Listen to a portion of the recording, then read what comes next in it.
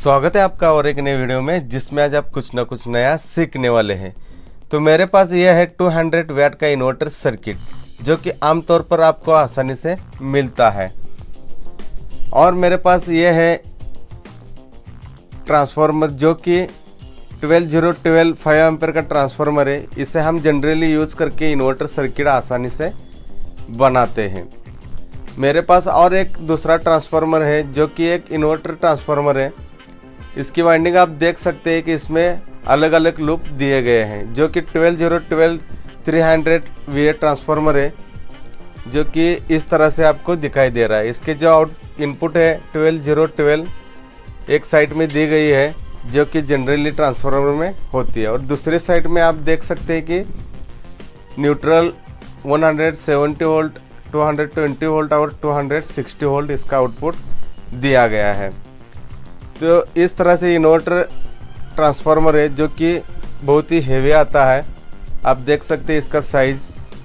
तो आज हम इसका कंपैरिजन करने वाले हैं। दोनों ट्रांसफार्मर हम इस सर्किट पे लगा के चेक करने वाले हैं।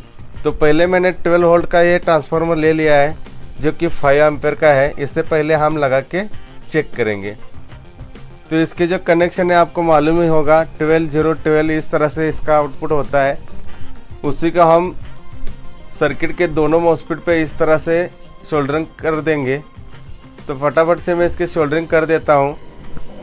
तो एक तरफ से इसको 12 वोल्ट का और दूसरी तरफ से 12 वोल्ट का इस तरह से कनेक्शन करने वाले हैं।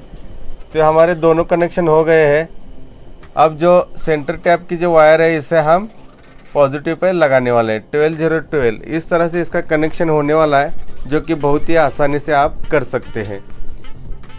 तो अब हमारा एक कनेक्शन पूरा हो गया है जो कि अभी ये इन्वर्टर पूरी तरह से बन के रेडी हो गया है। तो इस तरह से आपको इसके कनेक्शन कर देने हैं और ये आपका इन्वर्टर रेडी हो जाएगा। अब जो ये ट्रांसफार्मर के आउटपुट है इसे हम चेक करने के लिए एक होल्डर लगा लेंगे। तो मेरे पास एक पेंडेंट होल्डर है, इसे मैं इसे कनेक्ट करके इसे हम लोड लगाने के लिए यूज़ करने वाले हैं। तो मैंने इस तरह से इसके कनेक्शन कर दिए हैं। हमने इसे डायरेक्ट ही आउटपुट पे लगाया है। इसे आप चाहे तो कैपेसिटर या डायोड लगा सकते हैं। तो ये सेटअप हमारा हो गया है। तो मैंने एक 12 वोल्ट की 7 एम्पीयर की बैटरी ले ली है इसे टेस्ट करने के लिए। तो इसके हम कनेक्शन प्लस और माइनस इस तरह से कर देंगे। अब ये हमारा इन्वर्टर बन गया है। अब हम इसके वोल्टेज चेक करेंगे। तो वोल्टेज चेक करने के लिए मैं मल्टीमीटर ले रहा हूँ और इसे हम AC पे सेट कर देंगे। अब हम इसका आउटपुट चेक करेंगे। तो आप देख सकते हैं कि इसका जो आउटपुट है अभी फ़िलहाल विदाउट लोड का है। तो आप देख सकते हैं कि 300 वोल्ट से ऊपर ये दिखा रहा है। तो इस तरह से इसका आउटपुट आपको दिखाई दे रहा है। जब आप इस पर लोड डालेंगे तो ये आउटपुट वोल्टेज डाउन हो जाएगा। तो मैंने एक 200 वाट का बल्ब ले लिया है। इसे अब हम इस पर टेस्ट करेंगे। तो जैसे मैंने इसे लगाया तो आप देख सकते हैं कि ये 70% जल रहा है और इसका जो आउटपुट आप देख सकते हैं कि ये 84 वोल्ट दिखा रहा है। जैसे आप इस पर लोड डालेंगे तो ये आउटपुट कम देना स्टार्ट हो गया है। तो इस तरह से आप इसे 100 वाट तक यूज़ कर सकते हैं। अब हम ये बड़ा ट्रांसफार्मर लगा के चेक करेंगे। तो इसके भी कनेक्शन सेम ही रहेंगे। उसी तरह से हमें इसे भी कनेक्ट कर देना है। तो इसे भी मैं कनेक्शन कर देता हूँ। इसका जो 12 वोल्ट का है इसे एक मॉसफेट पे लगा देंगे एक चैनल पे, और जो दूसरा चैनल होता है उसे भी हम ट्रांसफार्मर के 12 वोल्ट को कनेक्ट कर देंगे।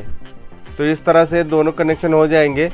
और जो सेंटर टैप की जो वायर होती है इसे हम पॉजिटिव पे कनेक्ट कर देंगे। तो इस तरह से इसका कनेक्शन हो गया है।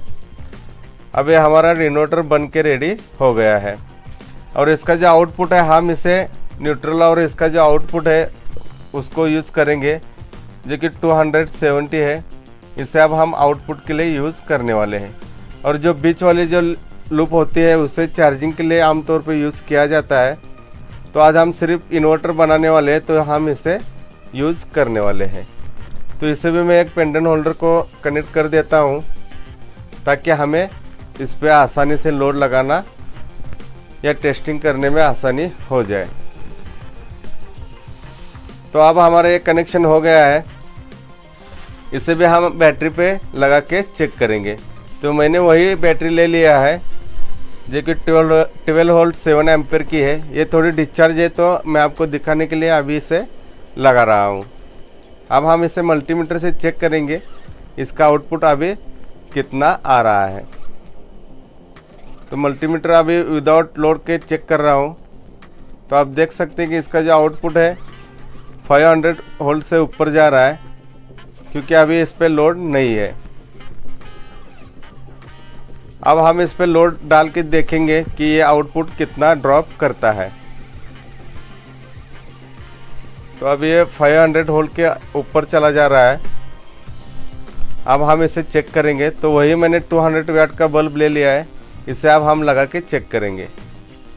तो मैंने इसे लगा लिया है, इसका भी मैं आपको आउटपुट चेक करवाता हूँ। तो जैसे मैंने बैटरी कनेक्ट कर दी है तो आप देख सकते हैं कि जो इसकी ब्राइटनेस है